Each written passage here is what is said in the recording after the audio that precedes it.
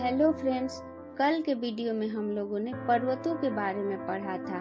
आज हम लोग पठार यानी प्लेट्यू के कुछ इम्पोर्टेंट फैक्ट्स को समझने का प्रयास करेंगे।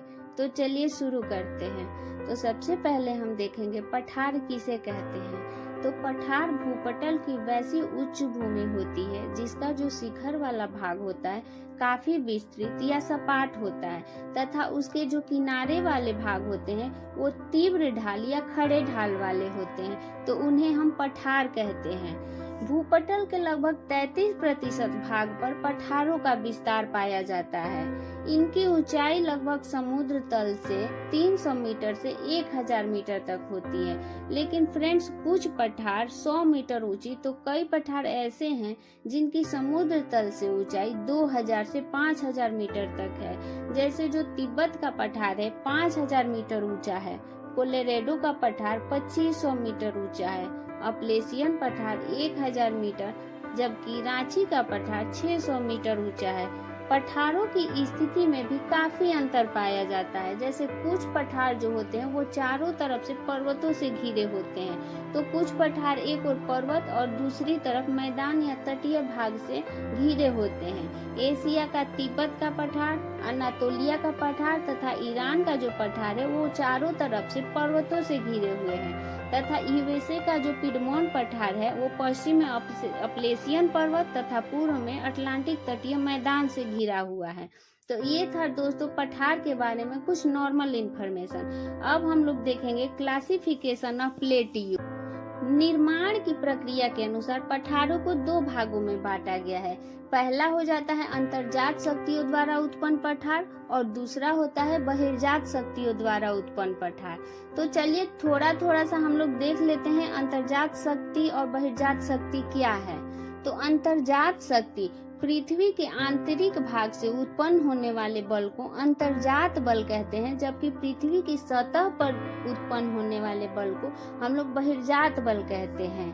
अंतर्जात जो बल होता है उसका संबंध पृथ्वी के अंदर यानी भूगर्भ से होता है।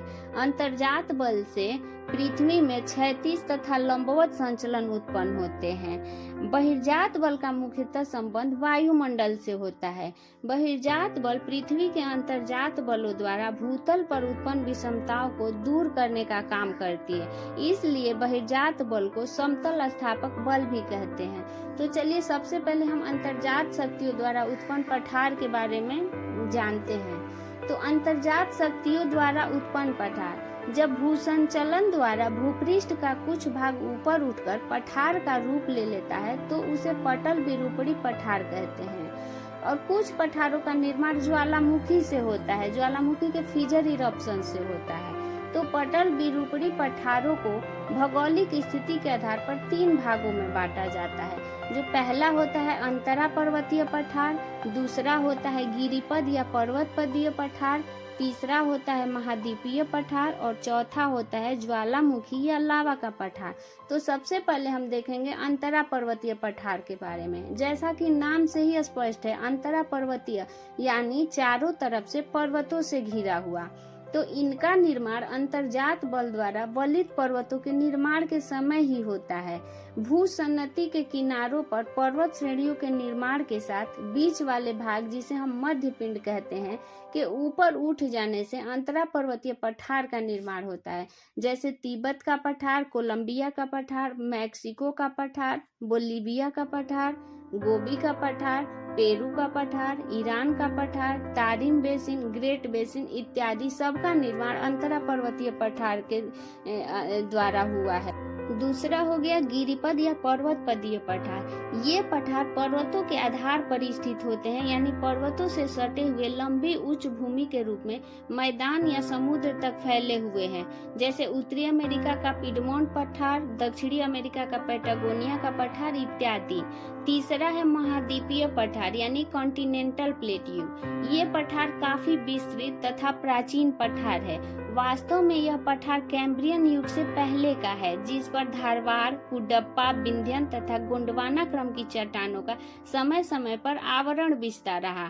इन्हें हम सील्ड भी कहते हैं। जैसे दक्षिण भारत का पठार, अरब का पठार, लॉरेशिया, बाल्टिक, साइबेरिया, चीन का पठार, अफ्रीका का पठार, ऑस्ट्रेलिया का पठार, ग्रीनलैंड एवं अंटार्कटिका का पठार इत्यादि सारे महाद्वीपीय पठार के उदाहरण हैं। चौथा हो गया ज्वालामुखी या लावा का पठार। इस प्रकार के पठार का निर्माण फिजर इरप्शन मतलब दरारी उद्गार से निकलने वाले लावा से होता है।